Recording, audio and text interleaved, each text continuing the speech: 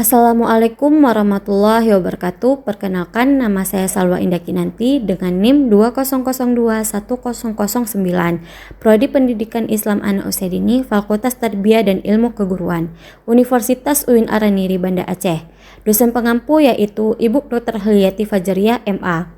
Baiklah, kali ini saya akan mempresentasikan hasil komprehensif MSI saya, dan di sini saya akan menjelaskan 3 materi tentang komprehensif MSI saya, yaitu yang pertama definisi agama baik secara istilah dan bahasa, dan yang kedua metodologi kajian tasawuf, dan yang ketiga yaitu tentang karakteristik ajaran Islam. Baiklah, di sini saya akan memasuki slide pertama, yaitu tentang definisi agama baik secara istilah dan bahasa. Banyak definisi atau makna dari agama dari berbagai tokoh dan pengamat keagamaan. Dari sini maka diuraikan terlebih dahulu agama menurut bahasa dan kemudian agama menurut istilah. A. Agama menurut secara bahasa. Secara bahasa, agama berasal dari bahasa Sanskerta, yaitu dari A berarti tidak dan agama berarti kacau. Jadi agama berarti tidak kacau atau teratur. Dengan demikian, agama adalah aturan yang mengatur manusia agar kehidupan menjadi teratur dan tidak kacau. Sementara dalam bahasa Inggris, agama disebut dengan religions. Dalam bahasa Belanda disebut dengan religi. Berasal dari bahasa Latin disebut dengan relig, berarti mengikat, mengatur, atau menghubungkan. Jadi religions atau religi dapat diartikan sebagai aturan hidup yang mengikat manusia dan menghubungkan manusia dengan Tuhan. B. Agama menurut istilah. Secara terminologis, pengertian agama di kalangan para ahli juga berbeda-beda, tergantung dari sudut pandang dan perspektif. Masih tentang agama menurut istilah, jadi ada beberapa para ahli yang memiliki pengertian berbeda-beda. Yang pertama ada menurut Surjono Sukanto. Pengertian agama ada 3 macam, yaitu yang pertama kepercayaan pada hal-hal yang spiritual, dan yang kedua perangkat kepercayaan dan praktik-praktik spiritual yang dianggap sebagai tujuan tersendiri, dan yang ketiga ideologi mengenali hal-hal yang bersifat supranatural. Yang kedua yaitu menurut Thomas F. Odea, agama adalah pendayagunaan sarana-sarana supraempiris untuk maksud-maksud non-empiris atau supraempiris. Dan yang ketiga yaitu menurut Hendra Puspito, agama adalah suatu jenis sistem sosial yang dibuat oleh penganut-penganutnya yang berproses pada kekuatan-kekuatan non-empiris dan dipercayainya dan didayagunakan untuk mencapai keselamatan bagi mereka dan masyarakat luas umumnya. Dan yang keempat ada Endang Syafuddin Ansari, agama religi atau diin adalah satu sistem credo dalam kurung tata keimanan atau tata keyakinan atas adanya suatu yang mutlak di luar manusia dan satu sistem ritus dalam kurung tata peribadatan manusia kepada yang dianggap mutlak. Ada satu sistem norma dalam kurung tata kaidah yang mengatur hubungan manusia dengan sesama manusia dan hubungan manusia dengan alam lain sesuai dengan tata keimanan dan tata peribadatannya. Selanjutnya yaitu tentang metodologi tasawuf. Tasawuf merupakan aliran dalam Islam yang lebih mengutamakan soal-soal kepribadian dalam rangka mendekatkan diri pada Tuhan.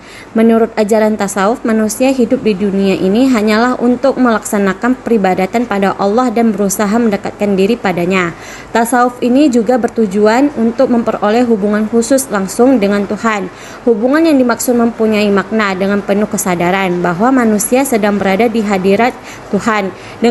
Dengan kesadaran tersebut akan menuju kontak komunikasi dan dialog antara ruh manusia dengan Tuhan. Maka dari itu, untuk mengkaji lebih dalam lagi tentang metodologi tasawuf ini harus tahu dari pengertian metodologi dan pengertian tasawuf tersebut. Slide selanjutnya masih membahas tentang metodologi kajian tasawuf. Untuk mengkaji lebih dalam lagi tentang metodologi kajian tasawuf ini harus tahu dari pengertian metodologi dan pengertian tasawuf. Pengertian metodologi. Metodologi adalah ilmu-ilmu atau cara yang digunakan untuk memperoleh kebenaran menggunakan penelusuran dengan tata cara tertentu dalam menemukan kebenaran. Tergantung dari realitas yang sedang dikaji. Metodologi tersusun dari cara-cara yang terstruktur untuk memperoleh ilmu. Metodologi ini juga berasal dari bahasa Yunani, yaitu metos dan logos. Kata metos terdiri dari 2 suku kata, yaitu meta yang berarti melalui atau melewati dan hados yang berarti jalan atau cara. Metdos ini berarti suatu jalan yang dilalui untuk mencapai tujuan. Logos artinya ilmu.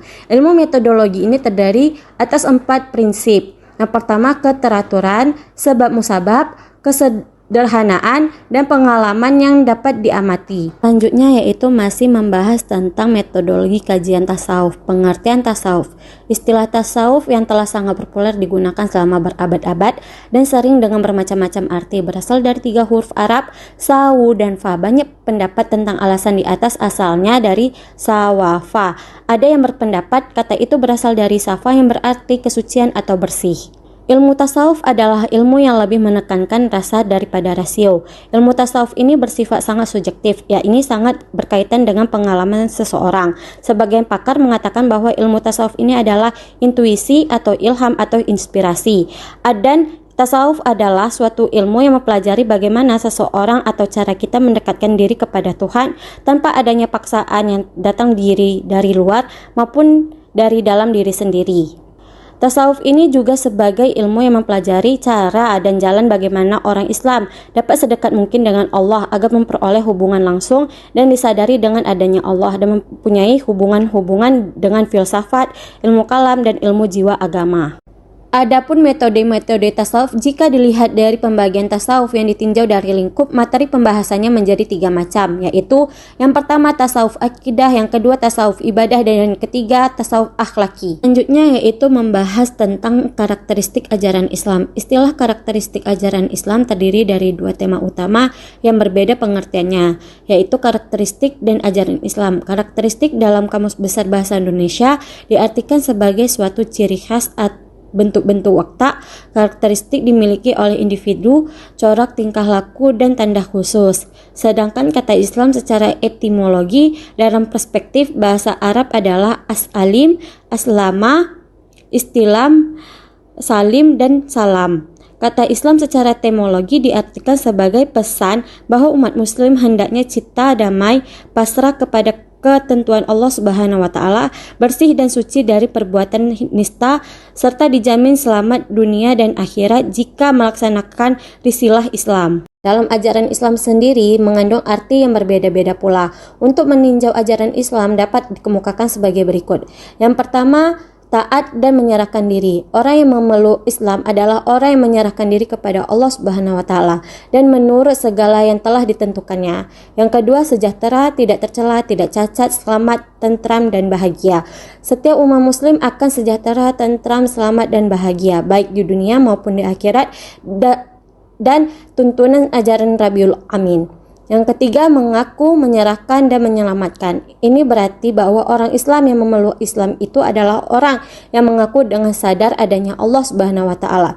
Kemudian ia menyerahkan diri kepada kekuasaannya dengan menurut segala titah dan firman-Nya sehingga ia selamat di dunia dan di akhirat. Yang keempat, cipta damai dan sejahtera. Islam adalah agama yang membawa kepada kedamaian dan perdamaian. Orang yang memeluk Islam adalah orang yang menganut ajaran perdamaian dan segala tingkah laku dan perbuatan. Itu kesimpulan dari karakteristik ajaran Islam. Jadi kesimpulannya, ada pun beberapa pengertian tersebut di atas bahwa karakteristik dalam ajaran Islam adalah suatu watak atau karakter yang dimiliki oleh umat muslim dengan berpedoman Al-Quran, hadis, dan berbagai ilmu, pengetahuan, dan kehidupan manusia dalam bidang agama, muamalah, ekonomi, sosial, politik, pendidikan, kesehatan, pekerjaan, lingkungan hidup, dan disiplin ilmu. Dengan banyak bidang-bidang keilmuan tersebut diperlukan kepada umat muslim untuk memahami secara mendalam ajaran Islam yang senantiasa membawa umat manusia dalam kehidupan yang cinta damai dan sejahtera. Sekian presentasi komprehensif MSI saya hari ini. Jika ada kekurangannya, saya mohon maaf yang sebesar-besarnya. Semoga apa yang saya sampaikan berguna untuk diri saya sendiri dan banyak orang pada khususnya. Saya akhiri, wabillahi taufiq wal hidayah. Wassalamualaikum warahmatullahi wabarakatuh.